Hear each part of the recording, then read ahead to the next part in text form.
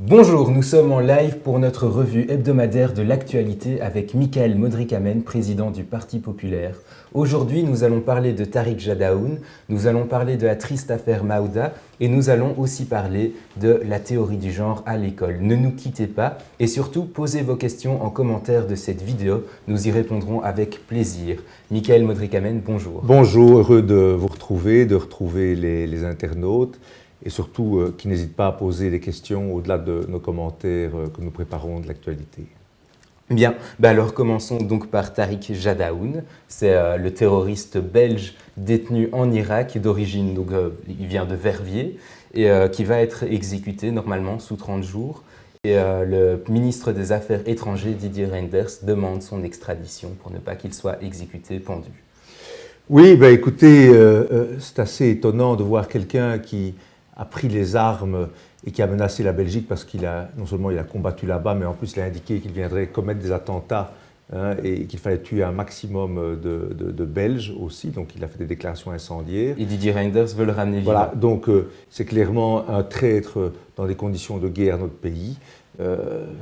Par rapport à tout cela, c'est évidemment la peine de mort qui de tout temps a été exécutée. Et on voit ici un ministre des Affaires étrangères, un gouvernement, aller au secours de ce personnage et demander à ce qu'on l'épargne et voire peut-être même le rapatrier pour le juger en Belgique. Donc c'est de nouveau pure folie et complètement incompréhensible. Et ce n'est pas la première fois. Et voilà, et je pense malheureusement que M. Reynders n'a rien appris des événements récents, puisque c'était finalement une question de la NVA qui a permis de mettre à jour qu'il y avait quelqu'un qui était, il y a une dizaine d'années, qui était emprisonné en Irak, un certain Mohamed Attar. Oussama Attar, pardon, et comment dire, les partis de gauche et Kolol PS, mais aussi le gouvernement, à l'époque c'était Reynders qui était ministre des Affaires étrangères, ont tout fait pour le faire revenir en Belgique. Et ce Oussama Attar a été, d'après les enquêtes, le cerveau des attentats de Bruxelles et de Paris, avec des centaines de morts, comme on le sait, et des milliers de blessés. Donc Reynders et ce gouvernement n'ont absolument rien retenu. Pour nous, très clairement, les djihadistes ne reviennent pas et nous ne lèverons pas le moindre petit doigt pour nous occuper d'eux lorsqu'ils sont en Irak. L'Irak ou la Syrie ont connu, si je puis dire, des heures tragiques. Ils ont vu la brutalité de ces gens qui ont tué, décapité, qui ont commis les pires atrocités. Pour nous, s'il est condamné par un tribunal à la peine de mort, eh bien, que cette peine soit exécutée, c'est comme ça. Ainsi soit-il. Maintenant, alors revenons sur l'affaire Maouda. Je pense que je n'ai pas besoin de m'appesantir sur tous les détails parce que tous ceux qui nous écoutent sont au courant donc, de cette course-poursuite qui a eu lieu dans la nuit du jeudi 17 au vendredi 18 où une petite fille de 2 ans d'origine kurde en présence irrégulière sur le territoire a perdu la vie suite à une balle perdue. C'est en tout cas ce qu'on entend dans les médias. Oui, alors je voudrais quand même assez extraordinaire. D'abord, je voudrais dire que, bien évidemment, comme être humain, comme papa, je veux dire, on peut être qu'ému par le décès d'une petite fille de 2 ans, bien évidemment innocente.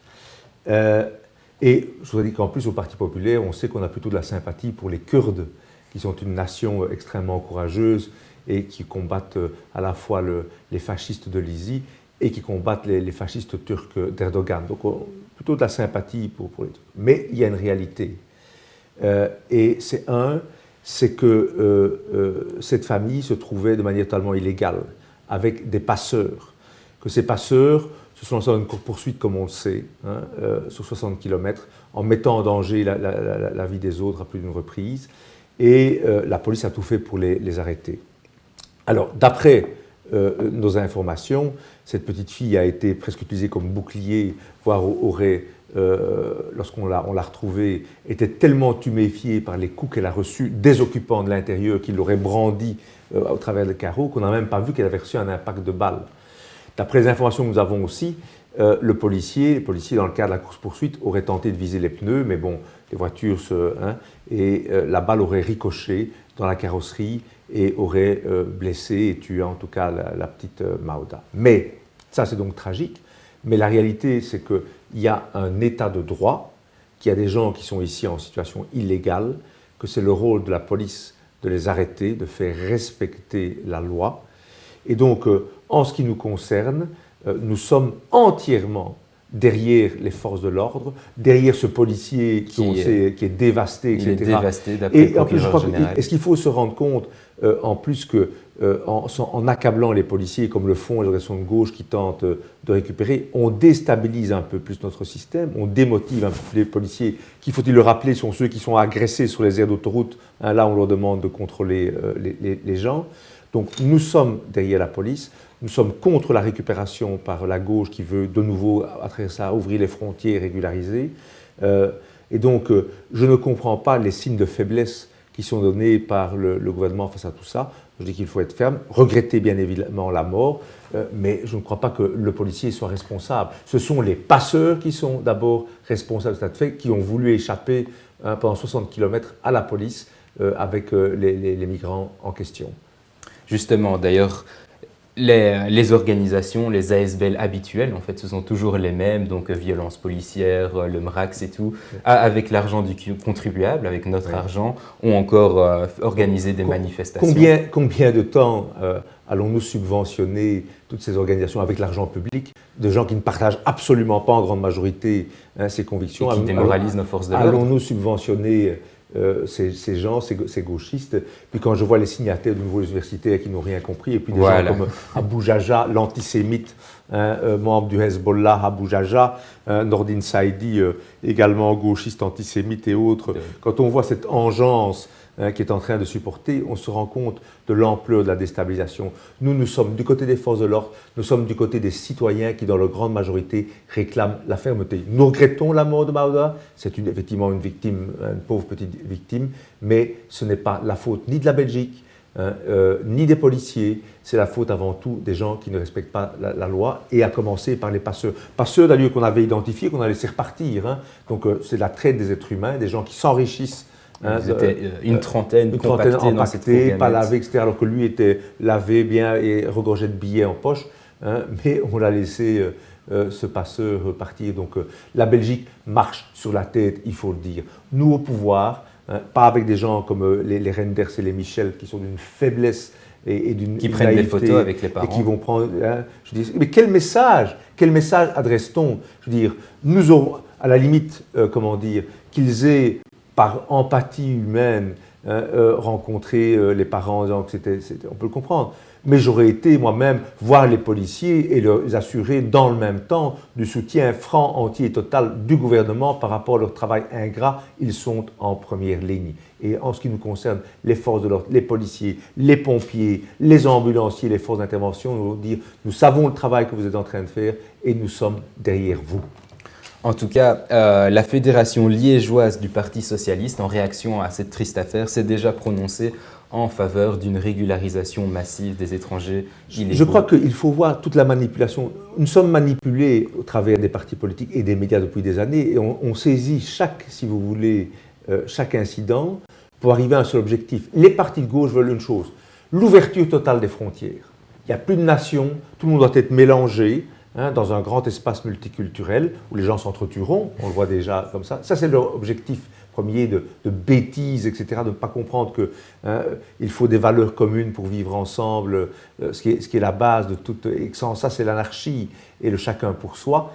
Hein, mais leur objectif, que ce soit la petite Maouda, que ce soit l'histoire qu'on a montée en bateau avec les soi-disant Soudanais torturés, etc., c'est le même but.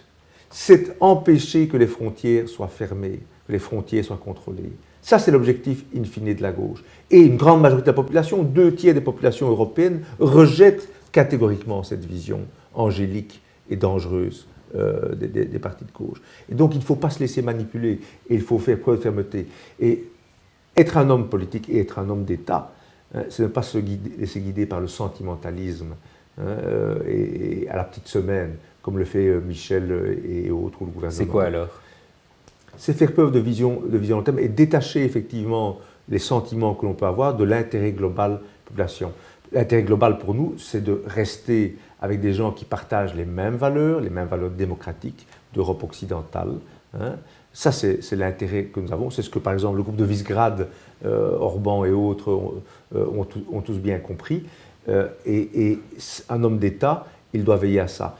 Avoir de l'empathie, peut-être, pour le sort de cette petite fille, mais ça ne doit en rien influer sur la ligne politique d'un État. Ça nous permet alors aussi de revenir à l'affaire ICASBAN, vu que on reste toujours un peu dans la même galaxie. Donc on se souvient que la semaine passée, ICASBAN, mardi, devant la gare centrale, lors d'un ralliement, on va dire, pour Gaza, pro-palestinien, avait fait le signe de ralliement des frères musulmans. Et il a été à peine inquiété. Il a une simple réunion informelle au sein Voilà, c'est ça. Il faut rappeler le pédigré du personnage. D'abord, protégé de Moureau, il faut le dire. Il était d'ailleurs aussi derrière la libération de Oussama Attar. Il était un de ceux qui Il avait signé la pétition. Il était le parrain d'une caricature antisémite des années 30. Voilà. Il soutient le Hamas, etc. Donc voilà le pédigré. Donc absolument pas inquiété par les autorités du PS.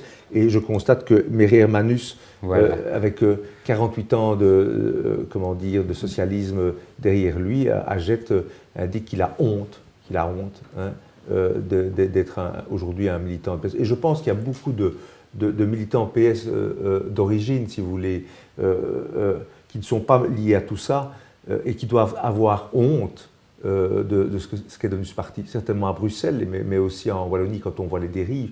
Et moi j'ai envie de leur dire à tous ces gens, il y a un parti qui est aussi social, qui tient compte des impératifs de justice sociale. Par exemple, nous sommes un parti qui voulons la globalisation des revenus.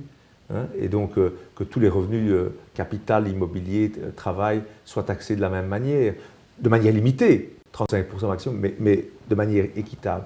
Il y a un parti, c'est le Parti populaire, qui n'est pas le parti des riches, qui est le parti de tous. Un grand parti populaire qui est capable, qui ne monte pas une catégorie l'une contre l'autre, mais qui a des gens depuis le menu mexé, le chômeur, l'ouvrier, l'employé, le fonctionnaire, jusqu'au rentier ou le chef d'entreprise, tous ensemble pour dresser le pays. Et à ces membres du PS, dégoûtés à juste titre des dérives, nous disons, il y a une alternative crédible, c'est celle du Parti populaire. Justement, moi, je me pose des questions en fait sur la survie du PS. C'est pas que je suis attaché à ce parti. J'espère bien. Je vois quand même que sur sa gauche, il est attaqué par le PTB qui occupe ce créneau de l'islamo-gauchisme, mais aussi de la lutte ouvrière. Je vois aussi que le PS, que les gens du PS peuvent être attirés par Défi qui a une ligne laïcarde. Oui. Le MR aussi prône la laïcité et tout. Le PS va-t-il vraiment encore survivre à ces dérives communautaires, sachant que le parti islam est là maintenant pour récolter le vote communautaire? Il faudrait rappeler qu'un parti comme le PS qui a été au pouvoir en France est aujourd'hui à 6 ou 7% dans les sondages et n'a presque plus de députés. En fait, la social-démocratie est en train de mourir partout en Europe. Est en train de mourir partout. Elle le mérite bien d'ailleurs, quand on voit le résultat. Les dérives. Et donc, le PS certainement est en voie, si pas de disparition, en tout cas d'affaiblissement généralisé. Il tient encore en partie par son ancrage local avec le clientélisme. Il a distribué les logements sociaux, les jobs depuis des années, donc il y a des clients, au sens romain du terme. Mais il est clair qu'à terme, ce parti, comme en Allemagne, aura vocation effectivement à s'affaiblir. Et d'ailleurs, un sujet que je pense que vous vouliez aborder, mais on peut l'aborder, on voit les partis traditionnels sont en plein déclin. Et qu'est-ce qu'ils vous disent maintenant? Ils sont en train de jeter des anathèmes pour la presse contre le Parti populaire, ou contre le PTB, où il faudrait des cordons, il faudrait isoler ces gens pour que ces partis, qui sont tous en déclin, restent entre soi. Donc c'est une négation de la démocratie et autres. Et on avait, alors l'exemple italien évidemment leur fout une trouille incroyable, puisqu'en Italie 60% des gens ont voté, enfin plus de 50% ont voté pour des partis populistes anti-système. D'un côté la Lega et puis le M5 qui se sont en plus mis d'accord pour faire ce gouvernement qui a été hier ou avant-hier, qui a été mis sur pied hier ou avant-hier. Ouais. Et évidemment tout ça fout une trouille bleue à tous ceux qui sont dans le système depuis et qui contrôlent tout. Alors du coup, j'ai une question. Oui. Parce qu'il y a quelques jours, le Financial Times, qui est le grand journal britannique de la finance et des milieux d'affaires, a qualifié le gouvernement italien de nouveau barbare, ce à quoi Matteo Salvini a sèchement répondu « Je préfère être un barbare qu'un cerf » au sens de servage. Oui. Alors je repose cette question, vous préférez être un barbare ou un cerf? Alors très clairement un barbare, dans le sens où effectivement très peu pour nous de dépendre de fonctionnaires, pour le peuple belge, de dépendre de fonctionnaires non élus de l'Union européenne ou de banquiers, comment dire, qui tireraient un petit peu les ficelles de ce qu'un peuple doit faire ou ne doit pas faire. Ça ne veut pas dire qu'il n'y a pas des règles, ça ne veut pas dire qu'il ne faut pas gérer. Mais ça ressemble à une nouvelle forme de servage, Ouais. c'est ça le mais, sens. Mais il est clair que ces gens de la finance internationale qui veulent donner des leçons à des pays, à l'Italie ou à d'autres pays, c'est absolument intolérable. Et au niveau du Parti populaire, nous souhaitons reprendre les choses en main. Les peuples européens doivent reprendre leur destinée en main. N'hésitez surtout pas à poser vos questions en commentaire de cette vidéo, je ne le rappelle pas assez, mais nous y répondrons avec beaucoup de plaisir. Alors ça me permet maintenant de passer à une toute autre question. On sort de tout ce qui était plus sécurité et immigration pour venir à la théorie du genre. Donc c'était mardi, je l'ai lu dans le métro, j'étais étonné, il y a eu un colloque qui s'est tenu avec Isabelle Simonis, qui est notre ministre des droits des femmes. Et c'était un colloque sur la l'égalité entre les filles et les garçons à l'école. Et donc ils ont lancé à cette occasion, en collaboration avec l'ULB, une plateforme www.egalitéfillesgarçons.be si les gens sont intéressés de consulter ce site web. Et le site fait plusieurs recommandations pour les professeurs, entre autres changer le genre des personnages quand on raconte une histoire en maternelle, raconter des contes où la princesse sauve le prince charmant, user de l'écriture inclusive pour les consignes, donc par exemple au lieu de dire combattant, dire combattant.e pour combattante, enfin c'est assez... Et d'ailleurs le site est écrit en écriture inclusive et c'est parfois un peu laborieux. Analyser des textes féministes dans le secondaire, il y a toute une batterie de mesures, alors il y en a que j'ai isolées, par exemple les cours d'éducation physique qui sont mixtes dans le primaire et puis qui sont séparés dans le secondaire. Alors là, il propose de réunir à nouveau les filles et les garçons, mais il faudrait faire des passes alternées entre les filles et les garçons pour que les filles aient aussi accès à la balle d'une certaine manière. Il y a aussi la question des cours de récréation. On sait que les terrains de foot peuvent prendre beaucoup de place et d'après les personnes qui ont conçu ce site web, ça relèguerait les filles en périphérie de la cour de récré qui ne pourraient donc pas occuper l'espace dans la cour de récré. Donc faudrait-il diminuer les terrains de foot pour que les garçons prennent moins de place? Il y a aussi la question du temps de parole. Les garçons parlent trop. Enfin, il y a plein de recommandations. Plus je vous entends, et je présume que ce sera la réaction de nombre de nos internautes, on ne sait pas s'il faut en rire ou en pleurer. En rire devant tant de bêtises qui remettent en cause finalement profondément ce que nous sommes, il est clair que les garçons, les filles, elles préfèrent rester entre elles, ceux qui connaissent ça dans une cour, jouer ou parler dans leur coin, et que les gosses, ils jouent au foot. Ouais.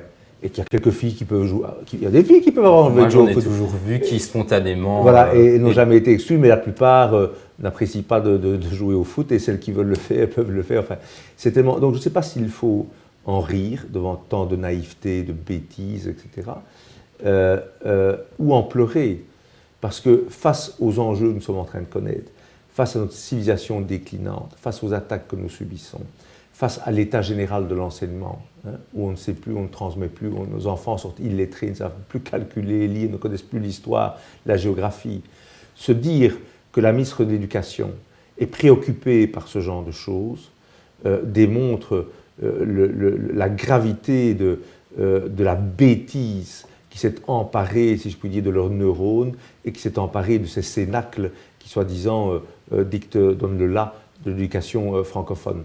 Je leur dis, mesdames, messieurs socialistes en l'espèce, vous avez touché à l'enseignement, c'est une catastrophe. Regardez les tests PISA et autres. Donc le mieux à faire, c'est que ces gens soient dégagés au plus vite pour remettre des gens en France. Blanquer, d'ailleurs, fait un petit peu dans ce sens. Il faut laisser ça au ministre de Macron, revenir aux fondamentaux.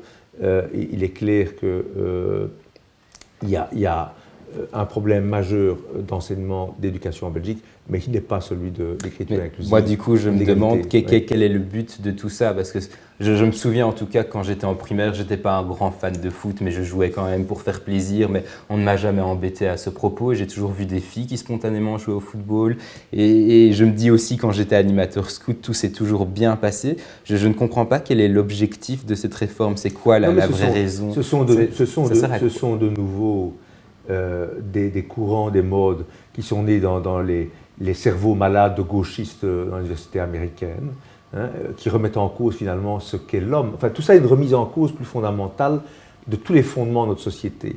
hein, la famille, ça a été la famille, le mariage, le fait qu'un enfant soit issu d'un père, d'une mère, etc., les frères et sœurs.